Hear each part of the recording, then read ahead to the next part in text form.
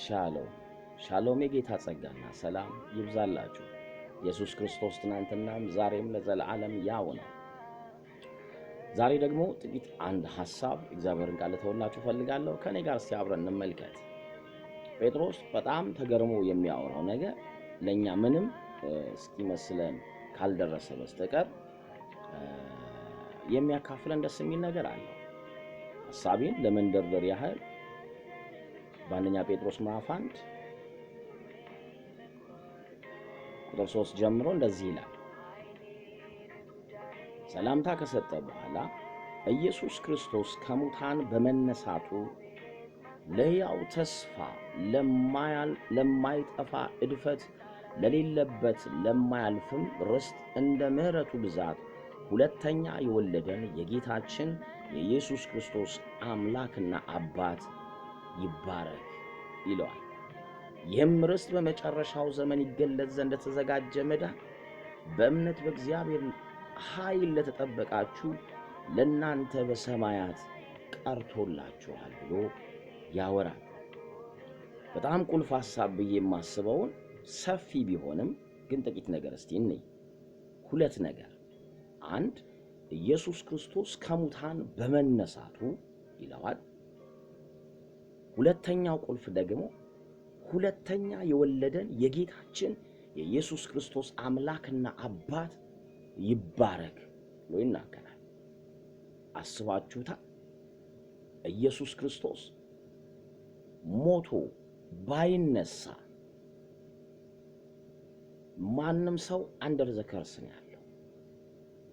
ኢተርናል ላይፍን መኖር አንችልም። የእግዚአብሔርን ሕይወት አንካፈልም ነበር። ኢየሱስ የመስቀልን ጽዋ መጠጣትና ሞትና መነሳቱ ሞቱ ዕዳችን መከፈሉ ከሆነ ትንሣኤው ግን ለአዲስ ፍጥረት ለዳግም ውልደት በር የሆነን ዘንድ ነው። ኢየሱስ ቢሞትና ባይነሳ ከእግዚአብሔር ጋር በጠላትነት ነው የምንቀጥለው፣ ወይም ዳግም ውልደት የሚባለውን ነገር አናገኘው። ብዙ ጊዜ ይሄ ዳግም ውልደት የሚባለው ነገር በብዙ ሰዎች ዘንድ ብዙ ነገር ስመለከት ጥሩ ጥሩ የሚያስቡ ሰዎች አይነት ነገር ይመስላል። ነው ዳግም ውልደት ጥሩ ነገር የሚያስቡ ሰዎች ስብስብ አይደለም፣ ወይም ደግሞ ሐሳብ መቀየር አይደለም። ዳግም ውልደት በዘር ለውጥ ውስጥ ያለ ያስተሳሰብ ለውጥ ነው። አስባችሁታል? ማንም ሰው ወደዚህ ዓለም ሲገባ ተወልዶ ነው የገባው፣ በውልደት ነው የገባው። ለአዳም ብቻ ነው ፍጥረት ብለን የምንጀምርለት። ከዛ በተረፈ አንባዲ በውልደት ነው የመጣው፣ አንደር ደ ከርስ ነው የመጣው። ከወደቀ ሰው የተገኘ ማንነት ነው። ዮሐንስ እኮ አንዳንድ ጊዜ በጣም ሲምፕል የምናደርጋቸው ቃላቶች ለሕይወታችን ግን ትልቅ ሚኒንግ የሚሰጡ ናቸው። ጥቅሱን በጣም ቶሎ ሰዎች ስለሚያገኙት በኖርማል የምናልፈው ነገር መሆን ያለበት ብዬ አላስብምና፣ ምክንያቱም በመንፈስ ዓለምም ውልደት ነው፣ በስጋ ዓለምም ውልደት ነው።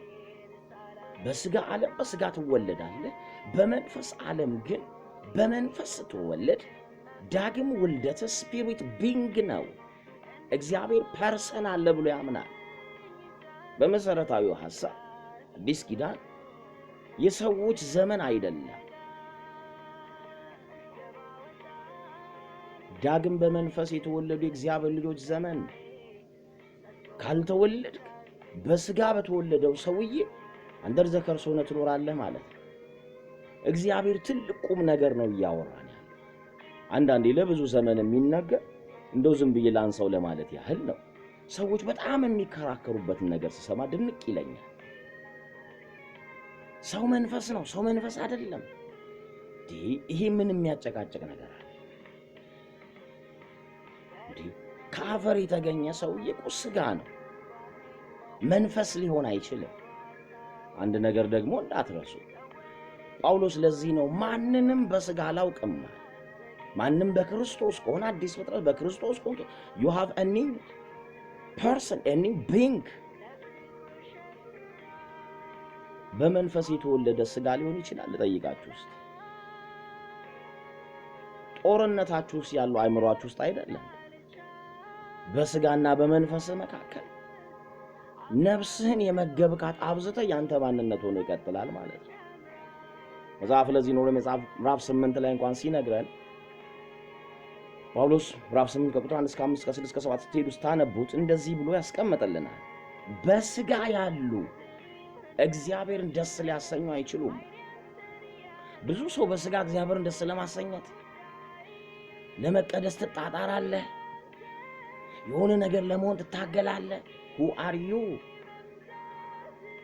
መጀመሪያ እግዚአብሔር በልጁ የሚልህን የልጅነትን መንፈስ ተቀብለሃል ወይ?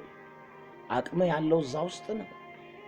ነፍስ ዓለምህን የልጅነትን ምግብ ሳትመግብ ካርናሊቲ እየከተትክ ለእግዚአብሔር ጥሩ ሰው ለመሆን።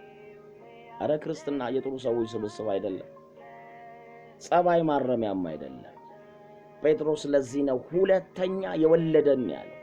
እንዴ ውልደት እንኳን የሚባል ነገር አይገባንም እንዴ? ውልደት እኮ ንፋስ አይደለም፣ ዘር ነው።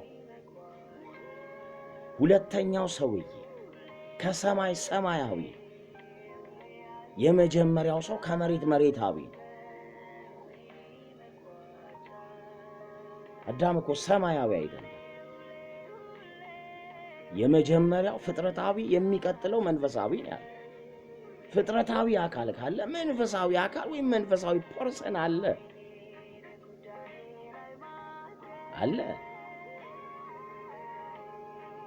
ስለዚህ ከውልደታችን ካልጀመር የልጅነት ክብራችን፣ የልጅነት አቅማችን፣ የልጅነት በረከታችን፣ የልጅነት ነፃነታችን በነፍስ ዓለማችን ውስጥ ማንቀሳቀስ አንችልም።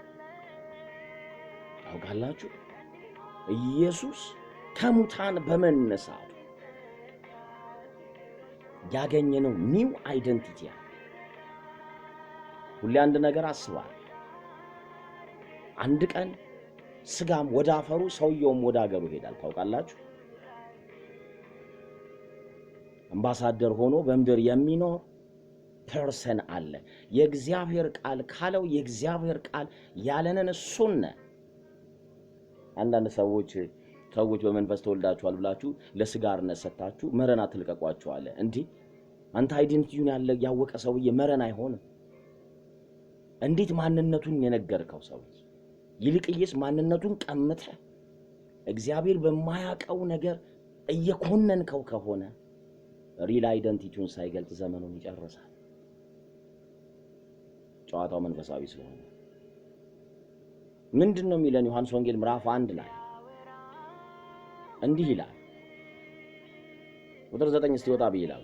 ለሰው ሁሉ የሚያበራ እውነተኛ ብርሃን ወደ ዓለም ይመጣ ነበር፣ በዓለም ነበር፣ ዓለም በእርሱ ሆነ፣ ዓለሙም አላወቀውም።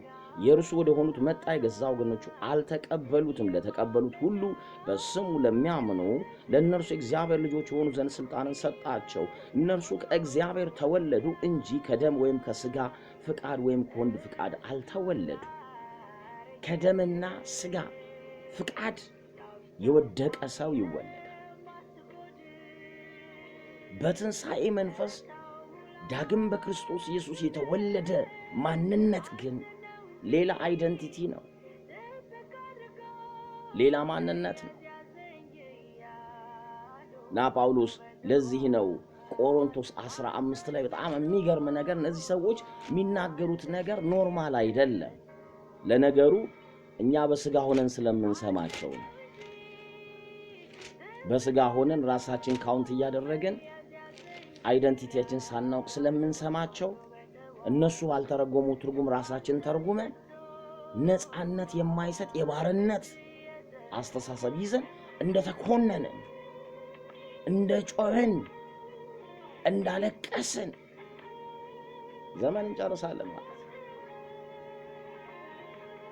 እግዚአብሔር የሚሻሻል ሰው አይደለም ያመጣው፣ በራሱ አንድ አዲስ ሰው ፈጠረ። በራሱ አንድ አዲስ ሰው ፈጠረ።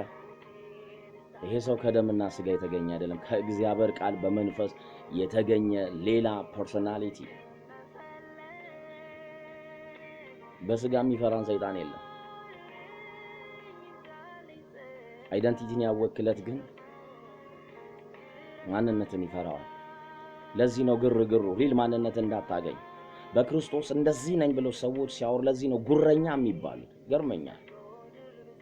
ክርስቶስ የሆነውን እኮ ነን ማለት ጉረኝነት አይደለም፣ እምነት ነው። ትምክተኛ ጉረኛ ማለት በራሱ ሐሳብ በራሱ ላይ የቆመ ነው። እግዚአብሔር በልጁ የነገረውን ግን ነኝ ያለ ሰውዬ ግን ነው ማለት ነው። ስለዚህ ደስ ይበላችሁ። ሁለተኛ የወለደን የጌታ የኢየሱስ ክርስቶስ አምላክና አባት ይባረክ። ጳውሎስ እንደዚህ አለ ቆሮንቶስ 15 ቁጥር 12 ላይ ክርስቶስ ከሙታን እንደተነሳ የሚሰበክ ከሆነ ግን ከናንተ አንዳንዶች ትንሣኤ ሙታን የለም እንዴት ይላሉ? ትንሣኤ ሙታን ከሌለ ክርስቶስ አልተነሳም። ክርስቶስ ካልተነሳ እንግዲያው ስብከታችን ከንቱ ነው፣ እምነታችሁ ደግሞ ከንቱ ናት። ደግሞም ክርስቶስን አስነስቶታል ብለን በእግዚአብሔር ላይ ስለመሰከረን ሐሰተኛ የእግዚአብሔር ምስክሮች ሆነን ተገኝተናል። ሙታን ግን የማይነሱ ከሆነ እርሱ አልተነሳም። ሙታን የማይነሱ ከሆነ ክርስቶስ አልተነሳማ። ክርስቶስ ካልተነሳ እምነታችሁ ከንቱ ናት፣ እስካሁን ድረስ በኃጢአታችሁ አላችሁ። እንግዲያስ በክርስቶስ ያንቀላፉ ደግሞ ጠፍተዋል። በዚች ሕይወት ብቻ ክርስቶስን ተስፋ ያደረግን ከሆንን ከሰው ሁሉ ይልቅ ምስኪኖች። ከክርስቶስ ሞትና ትንሣኤ ጋር የተከፈለ የኃጢአት ዕዳና በትንሣኤው የተገኘ ሌላ ፐርሰናሊቲን ነው እግዚአብሔር እያወራን ያለው። ስለዚህ እሱ በመነሳቱ እኛም እሱን በማመናችን ዳግም በመወለዳችን ያገኘነው ብለሲንግ ምንድን ነው? እስቲ አንድ በጣም ሰፊ ነገር ነው፣ እኔ ግን ትንሽ ሐሳብ ልተውላችሁ ብዬ ነው። ቆላስይስ መጽሐፍ ላይ መጽሐፍ እንደዚህ ብሎ ያስቀምጠዋል። ቆላስይስ መጽሐፍ ምዕራፍ 1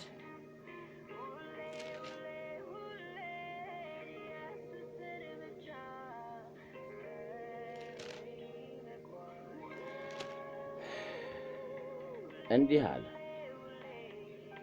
ምዕራፍ 1